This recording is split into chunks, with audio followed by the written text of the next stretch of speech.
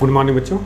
बेटा आज लक्ष्य सीरीज में हम लोग मॉडर्न फिजिक्स का चूँकि एक टॉपिक कवर कर चुके थे जिसमें आपको फोटो इलेक्ट्रिक इफेक्ट और मैटर वेव्स बताया था मैंने, और आज का जो टॉपिक है वो है मॉडर्न फिजिक्स का न्यूक्लियस एंड रेडियो एक्टिविटी।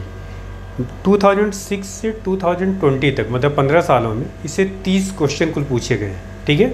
और मात्र 4 से 5 फॉर्मूले हैं जो यूज़ किए गए हैं। मैं आपको बता दूं, एक तो रेडियस ऑफ न्यूक्लियस का फॉर्मूला यूज़ किया गया है, दूसरा आपका बाइंडिंग एनर्जी और बाइंडिंग एनर्जी पर न्यूक्लियन, तीसरा आपका रेडियो एक्टिविटी से रिलेटेड है 2-3 फॉर्मूले। इतने ही पे क्वेश्चंस हैं और हर साल क्वेश्चन आता है। ये ध्यान रखिएगा बेटा, सिलेक्शन लेने के लिए ज़रूरी नहीं है कि आप टोटल 45 क्वेश्चंस करें, ठीक है।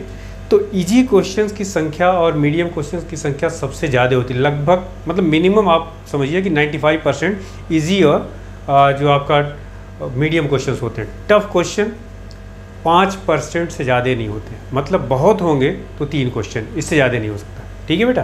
तो 3 क्वेश्चन के चक्कर में आप अपना टाइम ख़राब मत करिए। कोशिश ये करिए कि आप सिलेक्शन ना होने का कारण यही है, बच्चा बहुत टफ लेवल का पढ़ने लगता है और उसी 3 क्वेश्चन के चक्कर में सारा ख़राब कर लेता है। तो आप कोशिश आपकी ये होनी चाहिए कि सबसे आसान चीज़ पढ़ें और आप अपने सिलेक्शन को जो अपनी सीट है उसको सिक्योर करें, ठीक है। तो चलिए आज इसको स्टार्ट करते हैं कि क्या क्या क्वेश्चंस, कौन कौन से फॉर्मूले। मैं आपको सिर्फ वही फॉर्मूले बता रहा हूँ, ध्यान रखिएगा, सिर्फ वही बता रहा हूँ जिससे पिछले 20 सालों में क्वेश्चंस पूछे गए, और इसके अलावा मैं कुछ नहीं इसमें पढ़ूँ, क्योंकि ये 60 सीरीज है जो आपको मात्र 20 से 25 मिनट का ये लेक्चर होगा, और इसमें सिर्फ चैप्टर के वही टॉपिक सारे मैं पहले बता रहा हूँ, सारे टॉपिक कवर नहीं करूँगा, सिर्फ वही टॉपिक होंगे जिससे क्वेश्चन पूछे जाते हैं। अदरवाइज आपके पास पूरी किताबें पढ़ने के लिए पढ़ते रहिए, ठीक है। तो चलिए स्टार्ट करते हैं। पहला जो फॉर्मूला है बेटा ये है R = R0 a पे पावर 1/3, ठीक। इस पे R0 कांस्टेंट है आपका, इसकी वैल्यू जो होती है 1.2 फर्मी। इसको याद करने की जरूरत नहीं, जितने भी क्वेश्चन पूछे गए सभी R0 पे ही पूछे गए, वो कैंसिल हो जाएगा। ए क्या है आपका? एटॉमिक मास, एटॉमिक मास, और आर क्या है? रेडियस ऑफ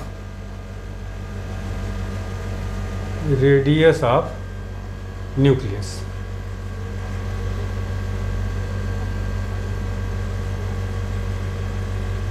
ठीक, पहला फॉर्मूला। इस पे जो है आपके जो क्वेश्चंस पूछे गए तकरीबन 4 क्वेश्चन पूछे गए इस सीधे फॉर्मूले पर, और इसमें कुछ है भी नहीं, ठीक है। मैंने आपको बताया कि जो 30 क्वेश्चन है लगभग उसमें 50% तो रेडियो एक्टिविटी के फॉर्मूले पे हैं, और इस फॉर्मूले पे करीब 4 क्वेश्चन हैं, ठीक है।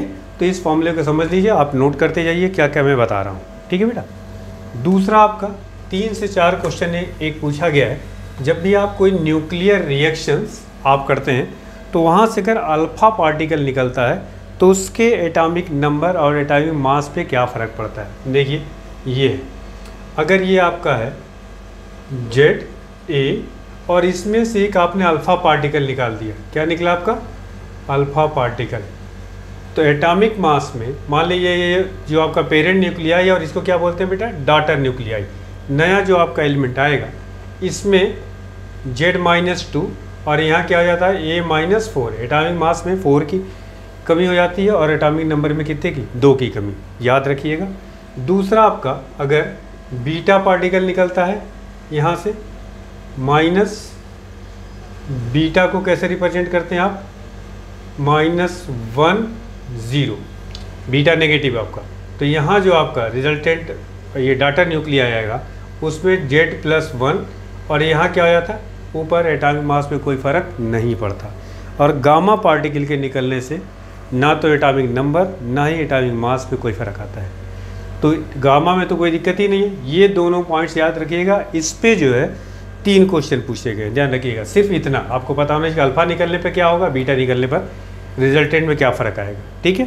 तो ये आपका दूसरा पॉइंट था, ठीक है, इसको नोट करिए आप। अब आपका तीसरा पॉइंट बताते हैं जो कि आपका मास डिफेक्ट्स पे रिलेटेड है, ठीक है। मास डिफेक्ट कैसे कैलकुलेट करते हैं बेटा? थर्ड जो फॉर्मूला यूज़ किया जा रहा है, बार बार क्वेश्चन जो पूछे जा रहे हैं, मास डिफेक्ट इसको हम लोग डेल्टा एम से रिप्रेजेंट करते हैं। तो डेल्टा एम इक्वल्स टू होता है Z into mass of proton plus A minus Z. A minus Z का मतलब क्या होगा, नंबर ऑफ न्यूट्रॉन हो गया, mass of neutron minus small m, इसको कहते हैं mass of nucleus. M Z क्या है आपको पता है, एटॉमिक नंबर है। स्मॉल एम यहाँ पे क्या है बेटा आपका, मास ऑफ न्यूक्लियस, ध्यान रखिएगा। या फिर इस फॉर्मूले को ऐसे भी ले सकते हैं, delta m equals to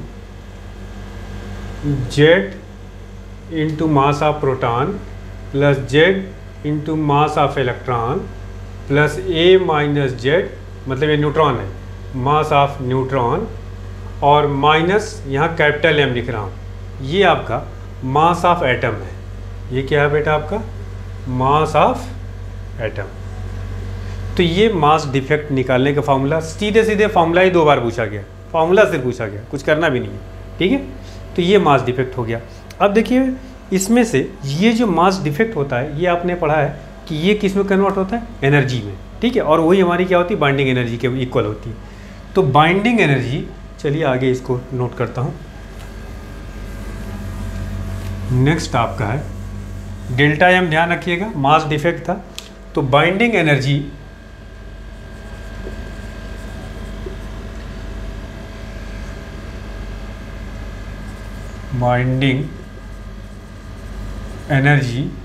BE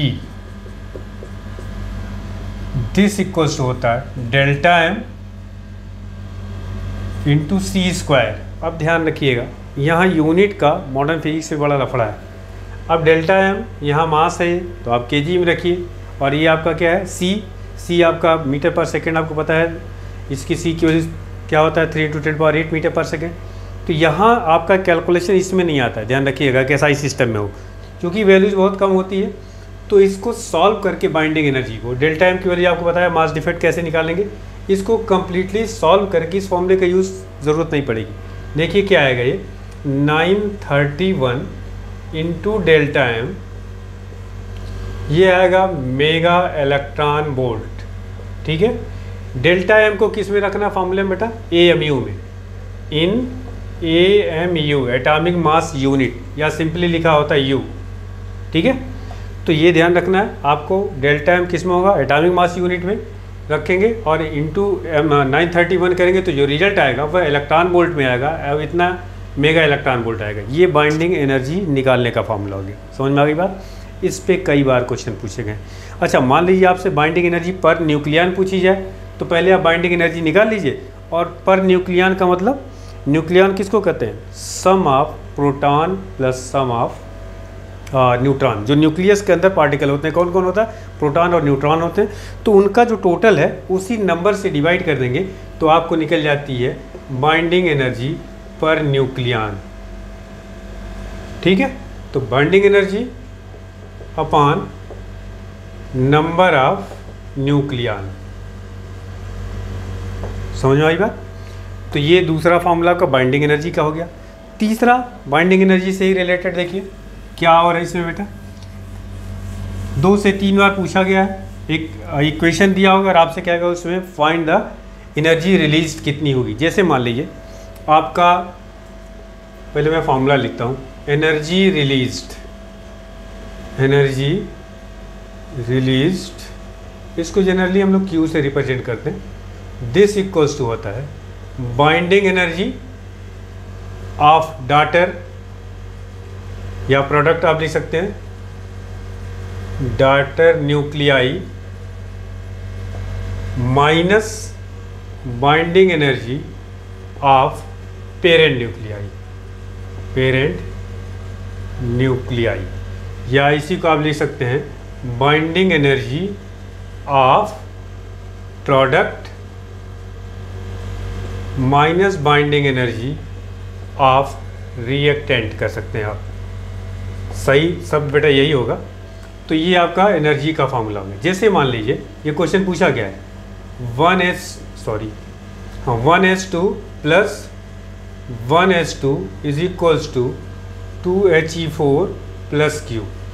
ये न्यूक्लियर फिशन का रिएक्शन, ये और ये फ्यूज़न का, ये दोनों फ्यूज़ होकर के क्या बनाते हैं, हीलियम बनाते हैं। तो यहाँ पे जब एनर्जी कितनी रिलीज होगी ये क्वेश्चन पूछा गया है। तो एनर्जी रिलीज कैसे निकालेंगे, इसकी बाइंडिंग एनर्जी क्वेश्चन में दे रखी होगी this minus binding energy of 2 into binding energy of neutron, ठीक है, आपका सीधे निकल जाएगा। ये क्वेश्चन पूछा गया, तो ये याद रखिएगा एनर्जी रिलीज कैसे निकालते हैं। ये 2 से 3 बार इसी पे क्वेश्चन पूछा गया और कुछ नहीं करना है, ठीक है। तो ये रहा आपका बाइंडिंग एनर्जी से रिलेटेड। अब नेक्स्ट जो पार्ट है, अभी तक जो मैंने आपको बताया है, जो भी फॉर्मूले आपको बताए गए, इस पे कुल मिला के 15 क्वेश्चन पिछले 15 सालों में, बेटा ध्यान रखिएगा, ठीक है। अगला जो पार्ट मैं बता रहा हूँ उस पर लगभग 15 क्वेश्चन है जो रेडियो एक्टिविटी का पार्ट है। न्यूक्लियस वाला जो पार्ट है वो सिर्फ इतना है, इतने ही पे सिर्फ नीट आपका क्वेश्चन पूछता है और एनसीईआरटी में इतना ही है आपका, ठीक है। अब अगला जो पार्ट है रेडियो एक्टिविटी का, तो रेडियो एक्टिविटी में देखो क्या है बेटा, 3 फॉर्मूले हैं कुल मिलाकर के और उन्हीं 3 फॉर्मूले पे सारे के सारे क्वेश्चन हैं, ठीक है। देखिए क्या है पहला formula, n equals to n0 e पे पावर माइनस लेमडा टी, पहला फॉर्मूला। दूसरा है आपका r equals to r0 e पे पावर माइनस लेमडा टी, अभी मैं बताता हूँ ये क्या क्या नोटेशंस हैं। और तीसरा है आपका n equals to n0 1/2 to the power small n, ठीक है। ये तीसरा फॉर्मूला है। इस 3 फॉर्मूले लगभग 14 क्वेश्चन है, ध्यान रखिएगा। अब देखिए क्या है, n0 क्या चीज़ है और n क्या है। n0 is equals to number of atom at t equal to 0। n क्या है, नंबर ऑफ एटम या रिमेनिंग एटम कर सकते हैं, इसको दूसरा वर्ड लिख सकते हैं आप, रिमेनिंग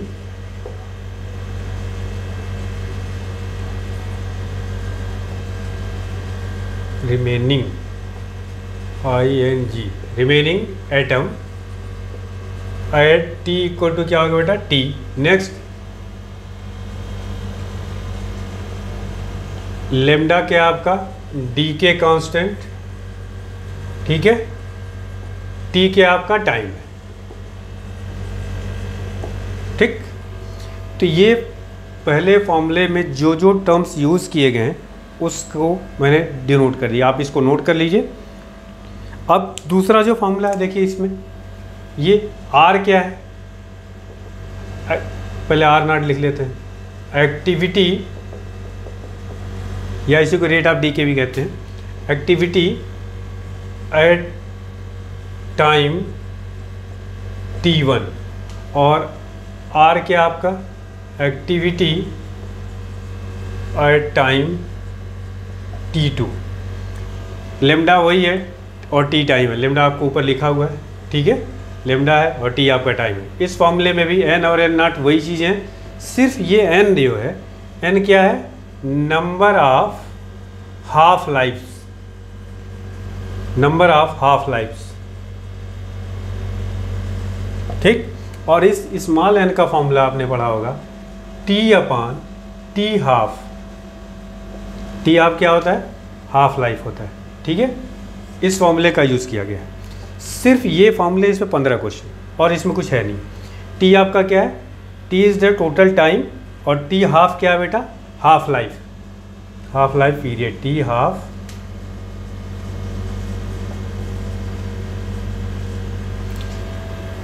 इस टाइम t में कितने हाफ लाइफ्स होंगे वो निकालने का फॉर्मूला है n, इस फॉर्मूले में यूज़ किया गया है, ठीक है। तो ये आपका रेडियो एक्टिविटी का पोर्शन खत्म, सिर्फ इतना पढ़ना है और कुछ नहीं आपको पढ़ना है।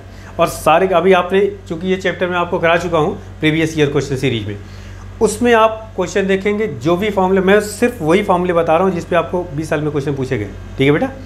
इसको आप नोट कर लीजिए और इतने को ही आपको तैयार रखना है, आप ध्यान रखिएगा। सिर्फ हो सकता है वो 2 से 3 क्वेश्चन आपके ना हो, बाकी आपके सारे क्वेश्चन हो जाएंगे। और किसी भी एग्ज़ाम में ध्यान रखिएगा बेटा, 95% 90% जो सवाल होते हैं वह इजी और मीडियम होते हैं, ठीक है।